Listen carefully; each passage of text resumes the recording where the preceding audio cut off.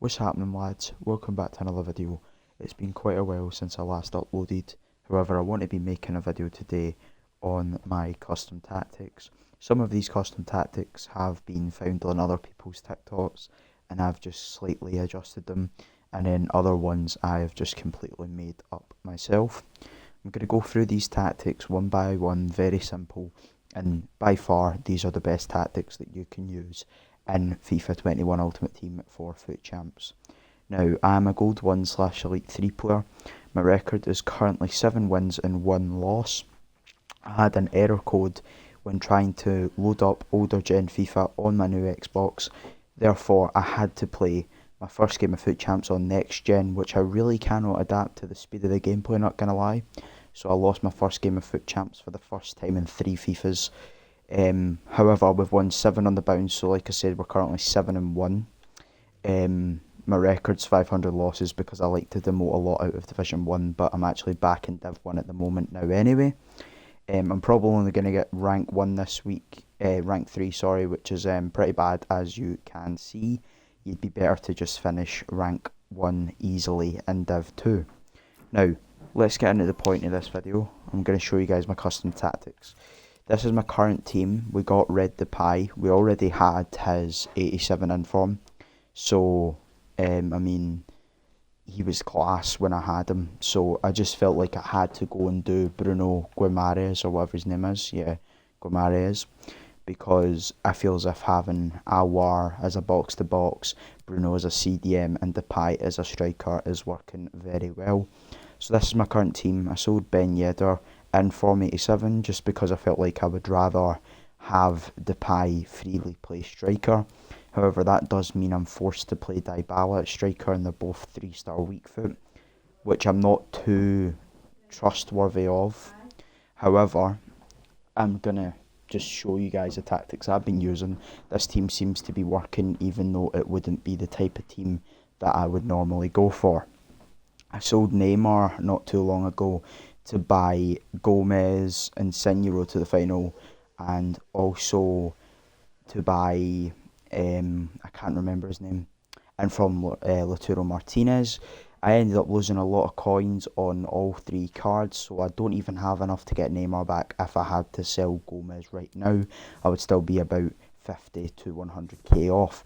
However, that's not the main focus. The main focus is to get into the custom tactics.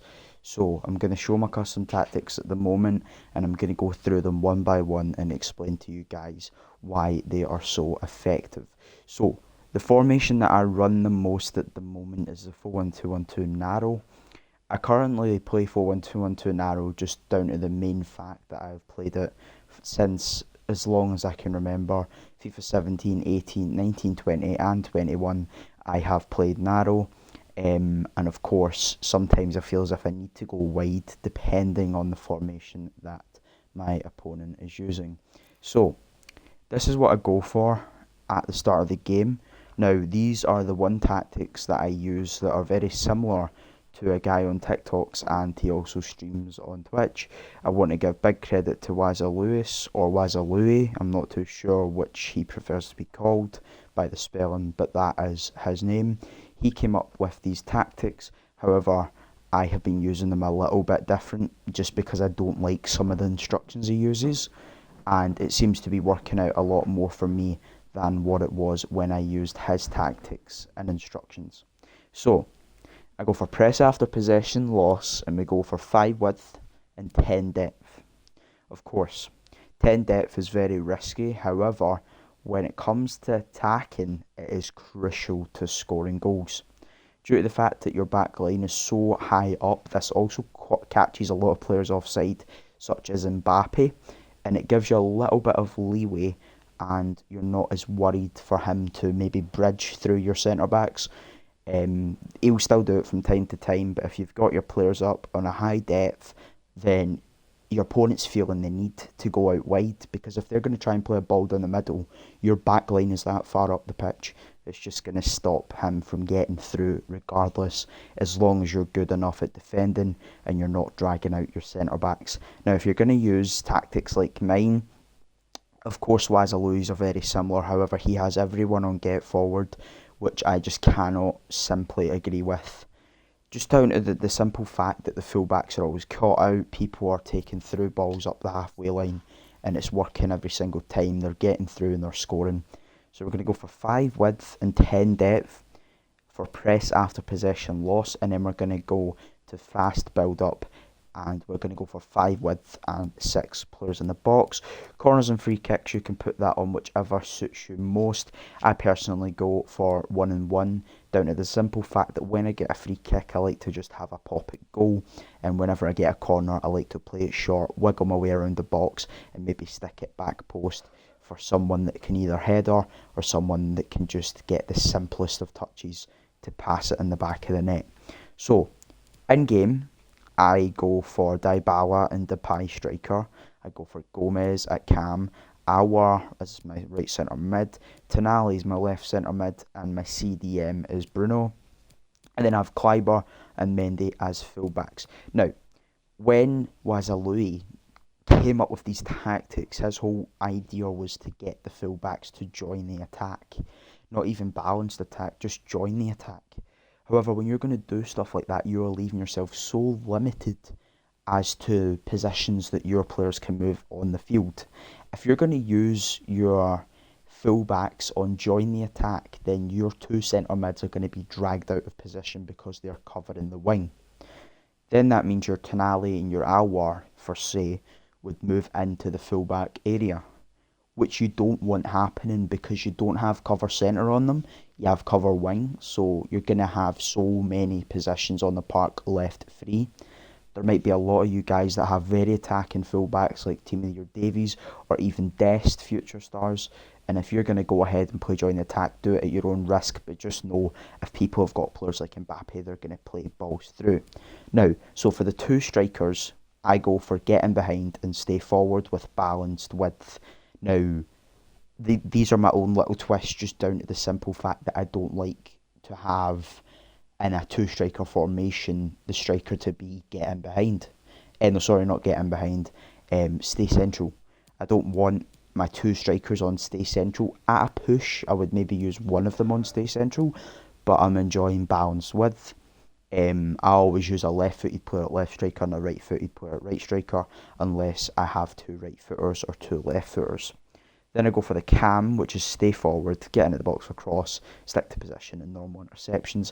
I'm sure that's what every single person in this game would use on their cam. And then on the right centre mid and the left centre mid, it doesn't even matter if you have defensive players in this position.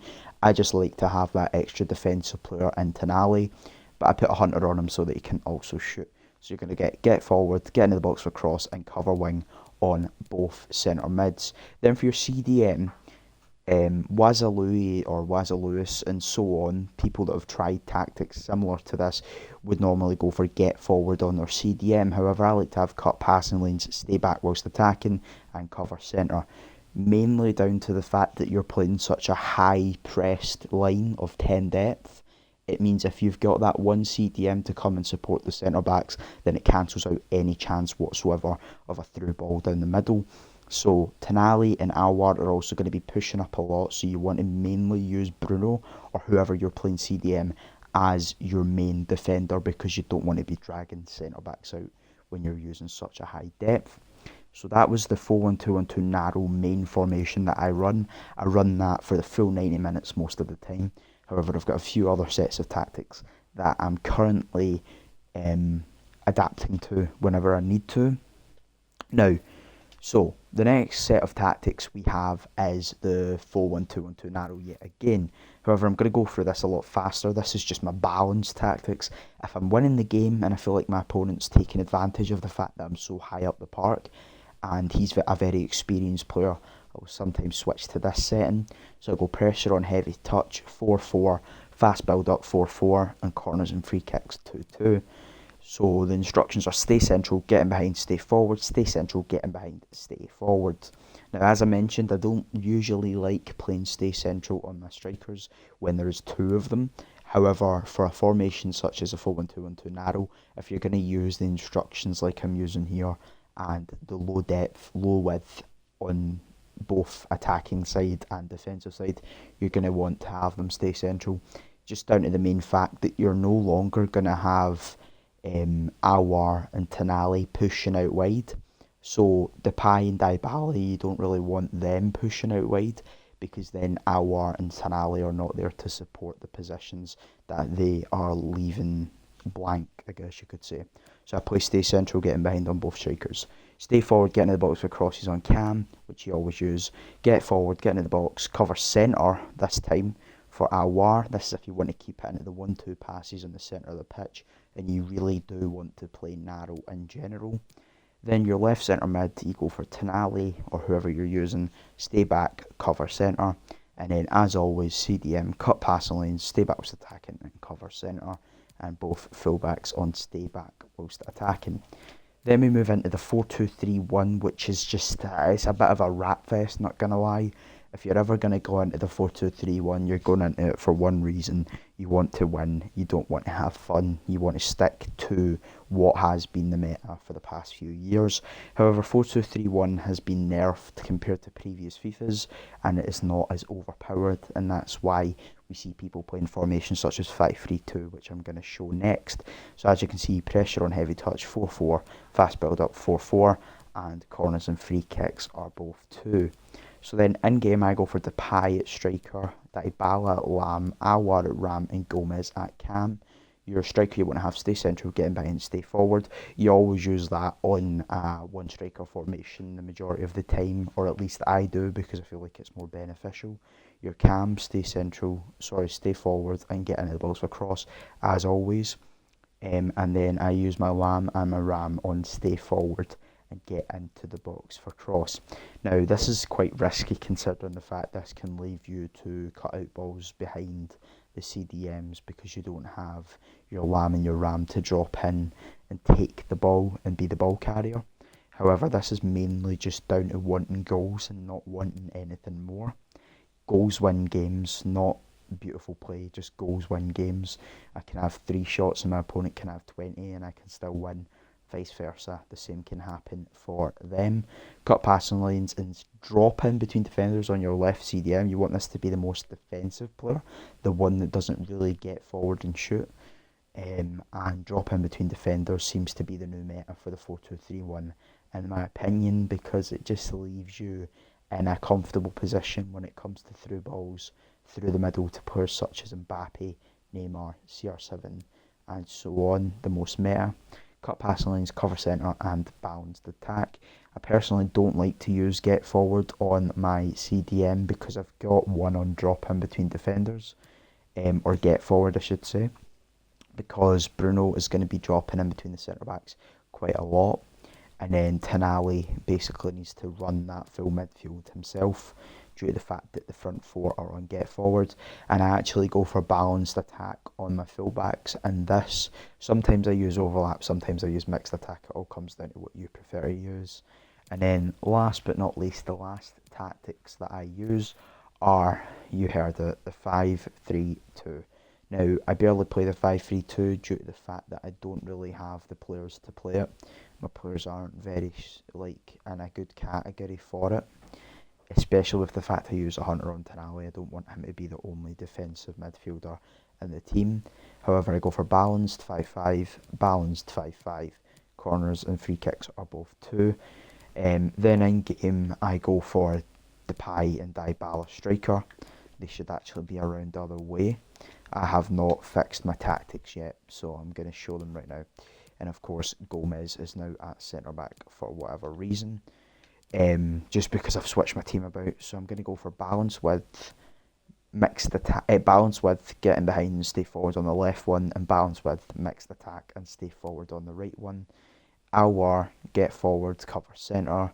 Tonali, stay back with attack and cover centre, and Gomez is going to be get forward and cover centre. With Tonali, obviously stay back and be the one midfielder to control it.